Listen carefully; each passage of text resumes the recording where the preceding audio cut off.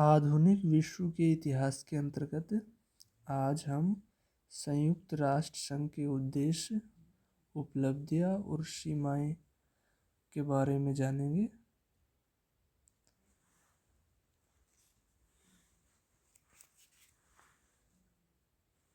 द्वितीय विश्व युद्ध लगभग 6 वर्षों तक चला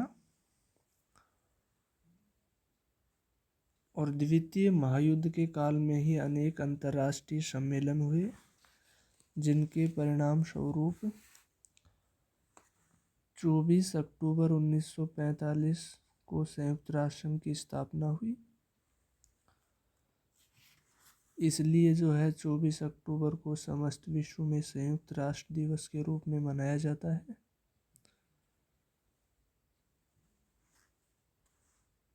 संयुक्त राष्ट्र संघ का जो मुख्यालय है वो न्यूयॉर्क में है। संयुक्त राष्ट्र संघ के 6 अंग हैं। पहला महासभा अथवा साधारण सभा, दूसरा सुरक्षा परिषद, तीसरा आर्थिक और सामाजिक परिषद, चौथा न्यास परिषद, पांचवा अंतर्राष्ट्रीय न्यायालय और छठा सचिवालय। संयुक्त राष्ट्र संघ के उद्देश्यों की अगर हम बात करें तो इसके उद्देश्य अनेक हैं।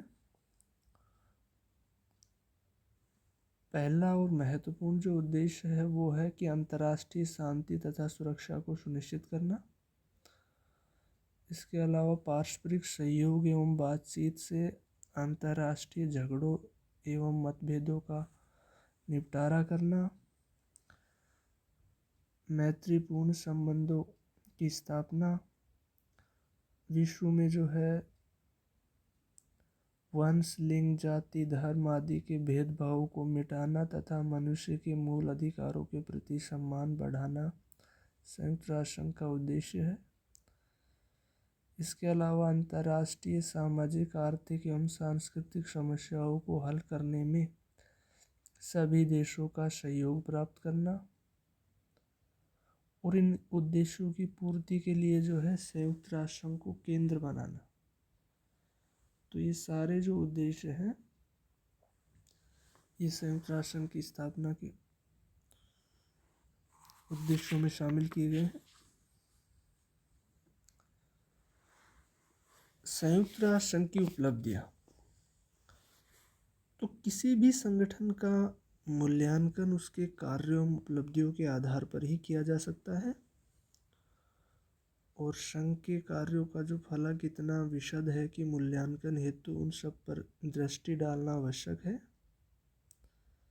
सामान्यतः संघ के कार्य राजनीतिक संदर्भ में ही तोले जाते हैं, परंतु आर्थिक, सामाजिक, सांस्कृतिक आदि क्षेत्रों में भी जो उसकी उपलब्धियां है वो कहीं अधिक महत्वपूर्ण, उल्लेखनीय है। तो हम इसे कई शीर्षकों के द्वारा इनकी उपलब्धियों को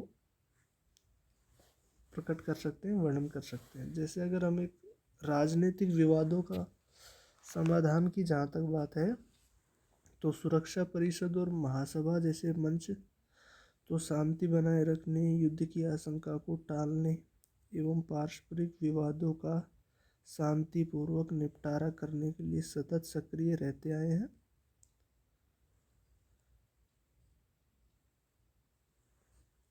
और संयुक्त राज्य अमेरिका और रूस ने किसी विवाद को शीत युद्ध में नहीं उलझाया, तो उसे संघ ने कुशलतापूर्वक निपटाया भी है।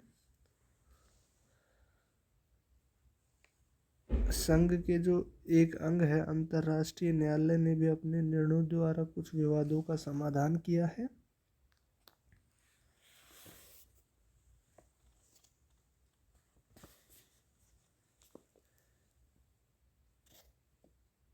वास्तव में संघ एक ऐसा मंच है जो विवादग्रस्त राज्यों के बीच में सतत संवाद बनाए रखता है, उनको आक्रोश को युद्ध में बदलने से रोकता है और युद्ध फिर भी अगर आरंभ हो जाए तो उसे फैलने से रोकता है और दोनों पक्षों पर युद्ध विराम हेतु बल देता है।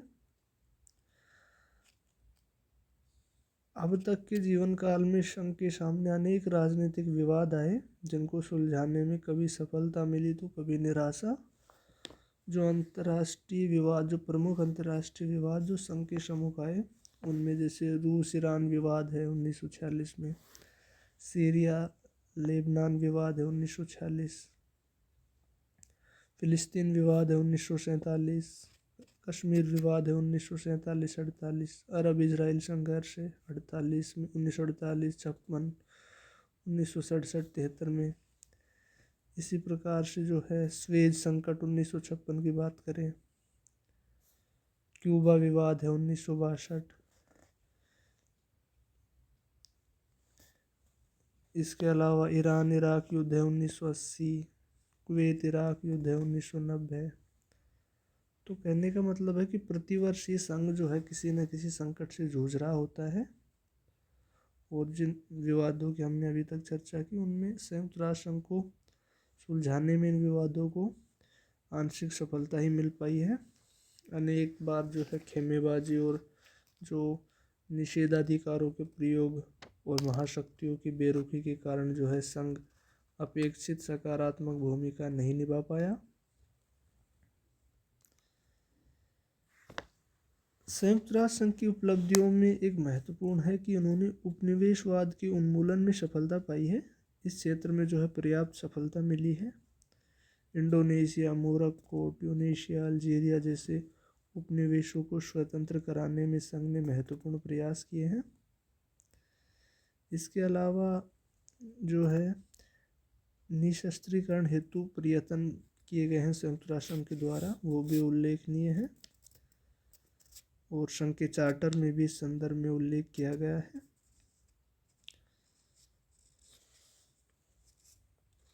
उन्नीस से ही संघ ने परमाणु अस्त्रों के परीक्षण पर प्रतिबंध लगाने की दिशा में कार्य किया है और इस संबंध में अनेक सम्मेलन संधियां संपन्न हुई है। परमाणु परीक्षणों पर रोक हेतु CTBT जो है मतलब एक कॉम्प्रिहेंसिव टेस्ट बैन ट्रीटी, ये भी निशस्त्रीकरण की दिशा में ठोस कदम हो सकता था, परंतु यह भेदमूलक है और पूर्व में जो क्षमता प्राप्त राज्यों पर प्रतिबंध नहीं लगा था।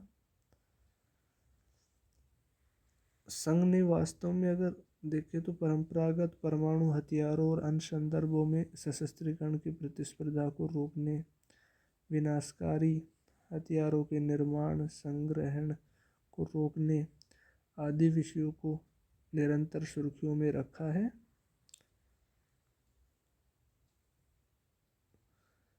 विश्व जनमत ने जो है हथियारों उन्मादी शक्तियों की निंदा की है और एक सीमा तक इस मामले में संयम बरते जाने के पीछे भी संघ की भूमिका है।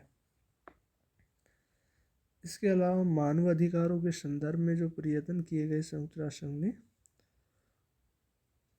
उनको भी चार्टर में पर्याप्त उल्लेख किया गया है और चार्टर में संघ को मानव अधिकार को सम्मान दिलाने और प्रोत्साहन देने की बात की गई है। आर्थिक एवं सामाजिक परिषद के अंतर्गत मानव अधिकार आयोग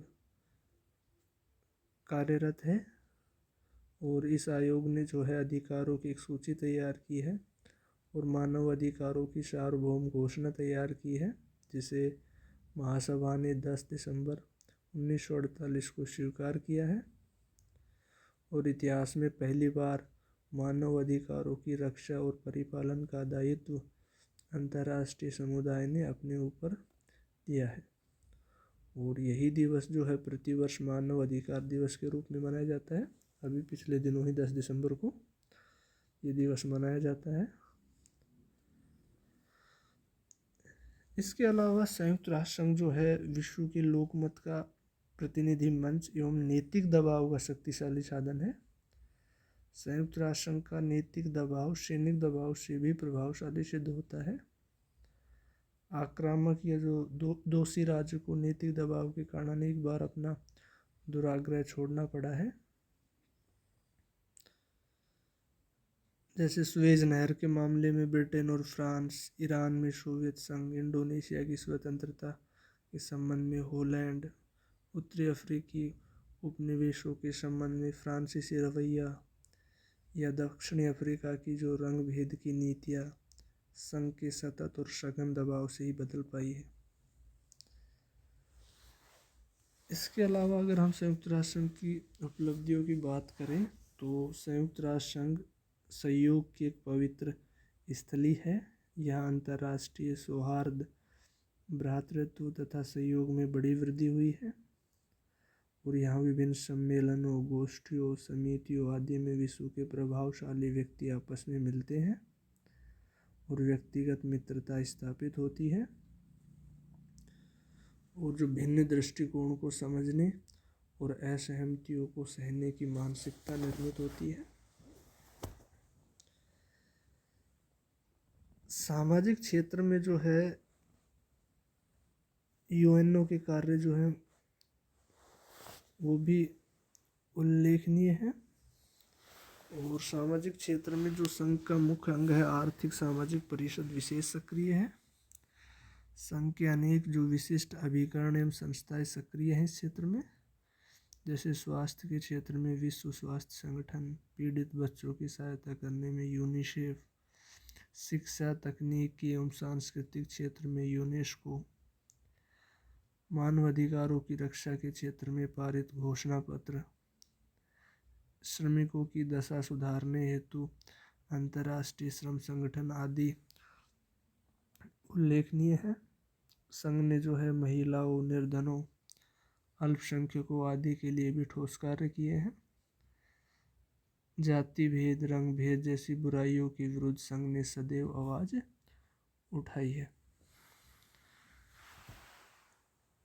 आर्थिक उपलब्धियों की जहाँ तक बात है तो आर्थिक क्षेत्र में विश्व के सामने अनेक समस्याएं खड़ी हैं और ये समस्याएं ये राजनीतिक संघर्षों, विवादों और युद्धों का कारण बनती है और विश्व के जो है 2/3 देश अल्प विकसित हैं। लोगों का वहाँ जीवन स्तर बहुत निम्न है, बेरोजगारी के शिकार हैं और विकसित और जो अल्प विकसित देशों के बीच एक चौड़ी खाई है।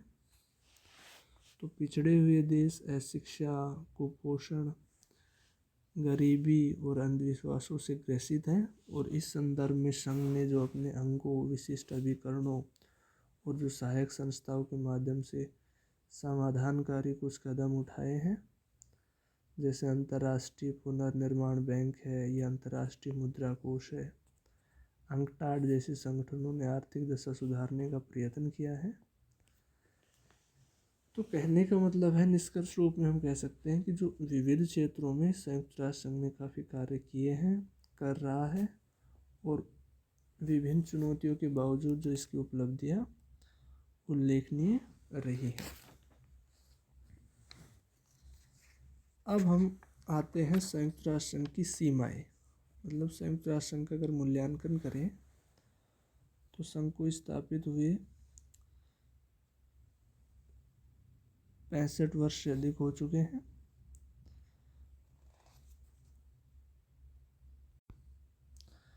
संघ को स्थापित हुए 75 वर्ष हो चुके हैं और संघ ने इस दौरान काफ़ी उतार चढ़ाव देखे हैं।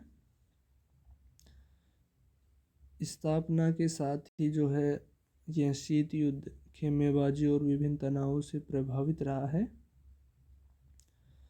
परमाणु प्रतिस्पर्धा और आर्थिक विभेदों की बढ़ती खाई, 2 ध्रुवीय विश्व का 1 ध्रुवीय बन जाना नई चुनौतियों के रूप में सामने है। एक अंतर्राष्ट्रीय संगठन अपने नैतिक बल या अपील द्वारा ही कार्य करता है।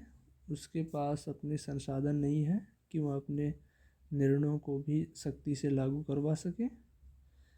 निश्चय ही जो है उसे अपने सदस्यों पर या उनमें भी जो प्रभावशाली सदस्यों पर निर्भर रहना होता है और 75 वर्षों का लेखा जोखा करने पर संयुक्त राष्ट्र संघ जो है एक सफल विश्व मंच प्रमाणित होता है।